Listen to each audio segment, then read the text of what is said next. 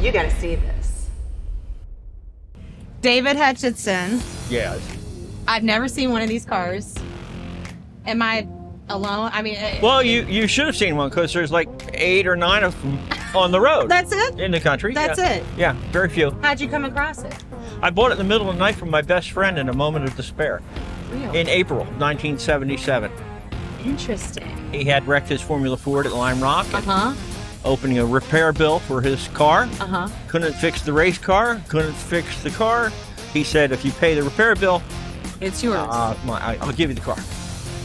So I bought it on a $1.02 deposit, probably 1:30, 2 o'clock in the morning in April 1977. That's my story. Are you still friends? We're great friends. We're lifelong friends. But that says something that he wanted to preserve the car that Well, bad maybe that he he'd knew rather I'd see hook it. onto it or whatever. Who knows? Yeah, Yeah. he's a great guy. Yeah, Yeah. yeah. I'm educating myself on this car. So a Triumph engine, Yes, which is British. yes. It's a blend of British engineering and Italian bodywork. Correct. There was a man named Salvatore Ruffino who was a Triumph importer in the 50s and 60s, and he wanted to marry the Italian artistry of design with the British reliabilities. British mechanicals, and he did. And he approached Zagato. He approached other body manufacturers at the time who were busy, and he finally partnered with Vignale, and Michelotti designed the car, and he and Vignale had worked together before building some of the most beautiful Ferraris from 1950 to 54. So they put together this idea, Michelotti penned it, and their hope was to build 1,500 cars and put one in every showroom across the whole globe. Ah. What happened was that the financial problems in Triumph overshadowed everything. They only built 329, and they brought 35 here into the States. And I bought it in 77. It didn't look like that. Really? Yeah, yeah. So it's been through some restoration. I worked with a restoration shop, Ragtops and Roses. We restored this car from 92, 94, 95.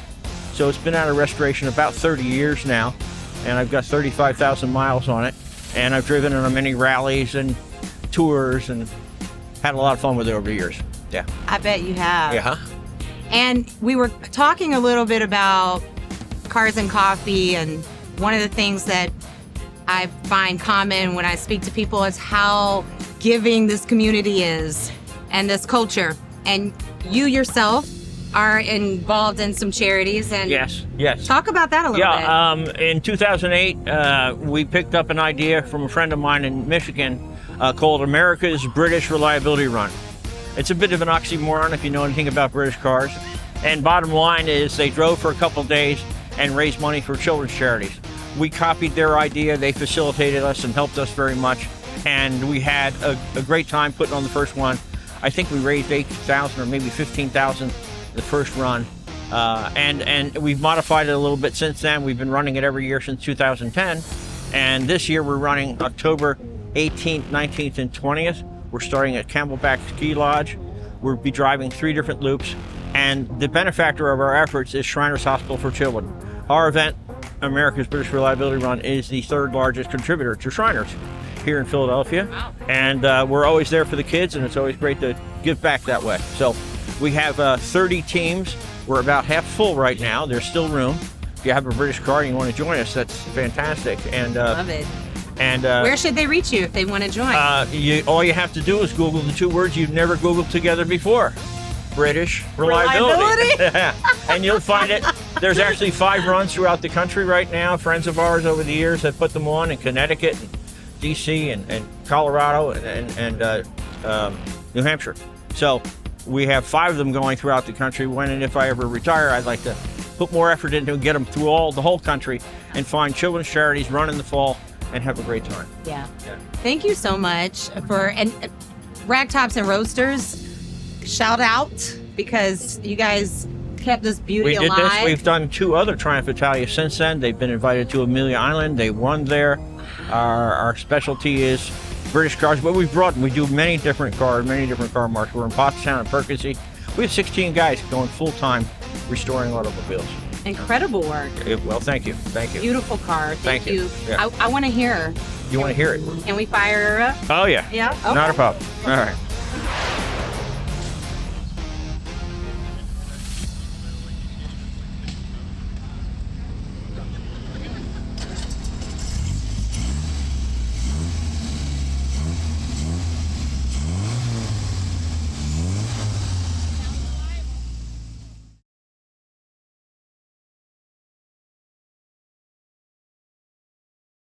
Subscribe now and never miss an episode of Cars and Coffee Exposed.